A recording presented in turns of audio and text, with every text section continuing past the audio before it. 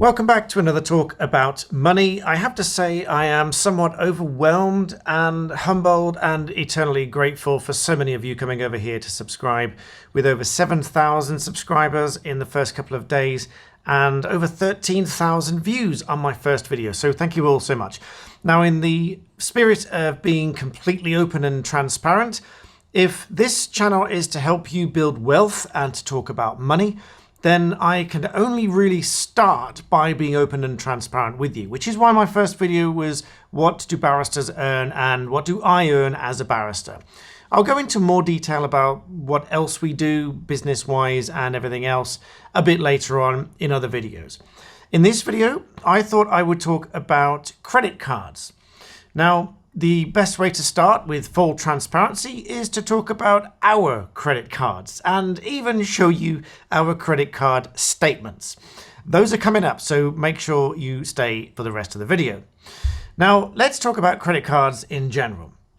Now, there are some people that are deadly against credit cards, and there are some people that just simply cannot get through the month without using a credit card. Many people have said to me before now, both when I was advising people for finance, for mortgage advice, and friends of mine and other people that have said that they just wouldn't be able to get through a month without relying on their credit card. So today I will share with you my and my wife's views on credit cards, how we use them, because we do use credit cards, but specifically how we use credit cards. And yes, I will show you our credit card statements a little bit later. Now, important to note that I didn't always have credit cards. Maybe one when I was very young, but ever since then, I just didn't like to have credit cards. I didn't like to borrow to buy things that I wanted. There's a little exception to that, which I'll go into more detail in another video. But for things such as, for example, a sofa that might be on 0% finance over a period of time, there may be a cause for doing that. But there may also be very strong reasons against doing that. Now, it might sound counterintuitive, but there are very good reasons against it. And again, I'll come back to that in another video. My personal views. Now, you don't have to take my views. I think the best way for me to approach this channel is to tell you quite openly, transparently, what we do and what our views are. And you can take from that what you will. If you like what we do and you want to emulate and copy, not that it's advice, but if you want to emulate and copy what we do, then by all means, I will tell you exactly what it is that we do and what our approach is. But down to basic money, the way that I always managed money was in my bank account, and that was in and out via a debit card. Now, there are also very good reasons why I would not recommend using a debit card. Now, some of those overlap and cross over with law. So I will touch on the law a little bit. This is not going to be a law channel. I'm vowing that this is a money channel, not a law channel. But I will come into a little bit of why I would not use a debit card for most transactions and instead use a credit card. But for the most part, the reason was I wanted to manage my money properly and I wanted to keep track of everything. So if it was in my bank account and it was coming in and out of my bank account via debit card, I knew exactly what was there and what was not there, as in what was going out. And now there's also another little trick. I will think of these as we go along because none of my videos are scripted. They're never scripted. They never have been. So I do go on tangents now and again, so I'll try to keep on track. But the tangents are possibly little bits of important information. So one little tangent I had is when I was much younger, as in my 20s, if I wanted to buy something that was relatively expensive, I would physically take the money out of the bank in cash and put it on the table and sit with it and then hold it and count it and just make it real, because numbers on a screen, and that's what I'm coming to with credit cards and debit cards and bank transfers, they are numbers on a screen. Now, there's a lot of talk about money being digital and being in a digital finance world, and we very much are. But in those days, I don't do this anymore, but in those days, I would take the money physically out of the bank, put it on the table, force myself to look at it, and then decide, do I really want to part with this cash for this thing? And the number of times that I didn't buy it after doing that was relatively often, because I either didn't need it or it just changed my mind. It changed my mind from physically parting with the cash and that thing that I really wanted at the time. And key on the word want there. Most of these things are because I wanted them, not necessarily because I needed them. But there's other stories that I'm going to come back to where I really got our business off the ground with things that we needed and eliminated the things that I wanted. But stories, again, for another video, perhaps. Now, there was one turning point in the last probably 7 years or so. It's about 7 years ago, when there was a need for a credit card that came up. And there's one or two needs and reasons for using a credit card since then. But the main reason that came up then was because my laptop broke. And it's a long story. You'll find the story on my Black Belt Barrister channel somewhere. But the long story short is Apple agreed to replace my laptop. But the caveat was I had to give them a credit card so they could put a hold, a pre-authorization. Because charges on a credit card are twofold. First, it is a pre-authorization, which is where they check that the money is there and they freeze the money.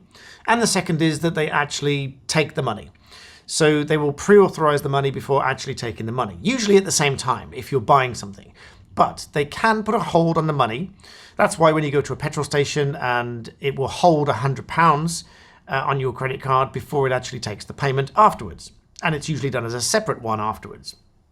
But in this occasion, I needed to give Apple a credit card so they could authorize a shade under £4,000 for the replacement of my laptop, because I always spec it out so that it's, going into the future and all the rest of it. So I always spec it out, and I had to give them a credit card to hold close to £4,000 so that they could pick up the old laptop and deliver me the new one. Now, I didn't have a credit card, so I needed a credit card that would be able to authorize £4,000. So I had to ring a friend of mine who, many of you will think, who has a friend that will allow you to use a credit card to authorize £4,000? Well, we've got some close friends, and my friend obviously knew how much was going to be pre-authorized and was perfectly happy with it. They weren't going to take the money. They were just going to hold the money, so freeze close to £4,000 on this credit card. I did offer them a debit card, as in Apple. I offered them a debit card, but they wouldn't take it for reasons which I understood to be that they couldn't put the same freeze on a debit card as a credit card. So the same pre-auth didn't work on a debit card, at least not for that much, or at least they didn't do it. Anyone that works in banking may know whether the definitive word, whether you can actually do that on a debit card or not. But anyway, that's what Apple said to me. They wanted a credit card. So I had this credit card from my friend. I gave it to Apple. They were happy with it. And ultimately, Apple delivered me the laptop, and that was the end of that. But then that got me to thinking, I may need a credit card for something like this in the future, just in case I need to, do exactly that, or if I need to go out and buy something, and there might be other reasons. Now, coming on to other reasons, there are several other reasons. Some are linked to your credit report, and some are linked to the safety of what you buy. Now, many of you will know that if you buy something, at least if you watch some of my videos on Black Belt Barrister, you will know that when you buy something on credit, then there's part of the Consumer Credit Act called Section 75. Now, as long as any part of the purchase was made using credit, and the purchase was anything between £100 and £30,000, if any of that was made on credit, then the credit provider is jointly liable for the purchase as well as the trader that sold you the product. Now, much more about that over on Black Belt Barrister. There's a few rules and quirks, but one of the reasons is put at least some payment on your credit card and you get protection under Section 75 of the Consumer Credit Act, at least if you're operating as a consumer. And so protection for your purchases is one reason to have a credit card and use a credit card, but other reasons might include building up your credit report. Now, what is a credit report? What does it really do? What does it measure and what is it for? Well, it measures how good you are, not at whether you're in debt or not in debt, because not being in debt doesn't mean you automatically get a good credit report. You can not be in much debt and have a bad credit report, or you can be in a huge amount of debt and have a fantastic credit report. Because the credit report really measures how you interact with debt. It measures how good you are repaying that debt. If you have a good, well-established history of consistently repaying your debt, you're going to have a better credit report. Likewise, you're on the electoral roll and you're a homeowner, you've got a fixed address, you've been at that address a long time. It's a little bit like measuring risk against you for the repayment of the agreement that you sign up with credit. It's also, there's a percentage of your authorized borrowing. So for example, if you think of it on a scale, if you've got, let's say, £15,000 of authorized borrowing, but you're using 4, then you're only using a relatively small chunk of your overall authorized spending on that credit. And so they will see you as being quite trustworthy because you're not just spending everything that you're possibly allowed to spend. So one of the lessons here might be if you have a larger availability but only spend a small amount, you're going to get a better credit report. But that doesn't work if you can't manage your budget and if you are, let's say, a little bit more carefree with the spending and you know that you will spend the full amount. So in that situation, we have some solutions for you coming up on this channel on how to get yourself out of debt first, and then you can start building wealth. Because this is the real lesson that I'm coming to, is that credit cards are ultimately the biggest killer for wealth creation and wealth building. Credit cards and retail store cards are probably the largest barrier between you and building wealth. And for many, many reasons that we'll come to on this channel, and I'll help you to get rid of them systematically. In upcoming videos, I'm going to show you exactly how we budget every single thing in our lives, and I will show you the spreadsheet that we use to do it. I will give you that for free. I'm not going to ask you for any money for any of that or whatever. The idea is to help you build wealth on this channel. The only thing I ask is that you subscribe if you find any of this content useful. And obviously I can sprinkle the law in as we go along, even though the law is mainly over on Black Belt Barrister. But we won't digress too much into law at this stage. But one of the reasons we needed to build up a credit report was because our firm is obviously authorized and regulated by the Bar Standards Board. We needed a good credit report, as well as obviously no criminal history, and so along with all that, not being bankrupt, no CCJs and everything else. So we needed a good credit report. So we decided to get some credit cards so that we can build our credit report and just generally have a good credit report in case we need it. So now let's talk about how we actually use credit cards. What is our strategy now? Now, I appreciate this might be a little bit different for us than it is for you at your current stage. I don't know what stage you are at the moment, but certainly if you follow all of the steps that we will lay out that we did, we know that it worked for us, and therefore we know that at least to some extent it can work for you. And you can work to the point at which that you use credit cards in exactly the same way that we do. Now, we use credit cards as a direct replacement for a debit card for a number of reasons. The one reason I said I'd come back to, so I don't forget, is that a debit card is somewhat riskier than a credit card in that it is almost akin to cash, in that your bank is very much more unlikely to resolve an issue with that payment if it's on a debit card than they will if it's a credit card. Now, banks will potentially, if it's a relatively small amount, just credit your account with it and you'll hear nothing more of it.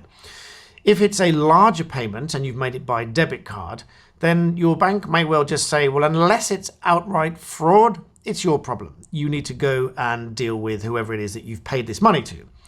Whereas, if it's a credit card, for all the reasons I've said with the Consumer Credit Act and various other things as well, if it's a credit card, your bank is very much more likely to get involved and help to sort it out by way of chargebacks. Now, chargebacks is not something that's enshrined in law, but it is something that is an agreement between banks and card providers whereby if there's a challenge such as the big ones are not received at all, not received as described, doesn't work, or outright fraud. Those are generally the 4 main ones for reasons for chargebacks. And your card issuer will challenge the payment, and they only notoriously make decisions in favor of the card holder. Speaking as a business owner, even when we provide evidence that the cardholder has received the stuff, there's nothing wrong with it, and etc. Even in some cases made threats against us for making the chargeback fraudulently, and we could have proven it. They still side with the cardholder. So you as the cardholder, great, you've got this protection with the credit card. But as I said, we use the credit card as a debit card for payments on a regular basis. And so just to show the extent to which we use it as a debit card, I believe is one of the original reasons that they came out with the credit card in the first place, in that you can preload a credit card with money. So in that vein, here is one of our credit card statements. As you can see, there's a credit limit available of £4,000 and the balance on that card is 0. And on this card, you can see that there is a credit limit available of £7,500. But you'll see in this portion here, it shows a balance of negative £304. Now, the reason for that is they owe us £304. We don't owe a £304 balance on the credit card. They owe the money to us. In other words, we've preloaded the credit card with money that we are then going to spend on a regular basis. And so on a regular basis, when we've made payments with the credit card, we've bought things, we will pay them off, not necessarily daily, but certainly weekly, and most certainly before the month is out, so that it doesn't apply interest to those payments. And that is regardless of whether there is any introductory period or interest-free period, because those will trick you into a false sense of security in just kicking the can down the road and pay it later. But those are one of the biggest traps. And as an aside, as I said, I'll come to tangents while I'm thinking because these are unscripted videos. There's also the buy now, pay later schemes, whereby they allow you to pay for something in 4 installments. Now, you may not realize that companies that allow this payment by way of 4 installments over obviously 4 months, it is obviously fewer than 12 payments and fewer than 12 months, meaning it is not the same kind of credit agreement that it would be if you take out a loan or any other kind of formal credit finance agreement. Paying over a few payments is just that. You are paying over a few payments.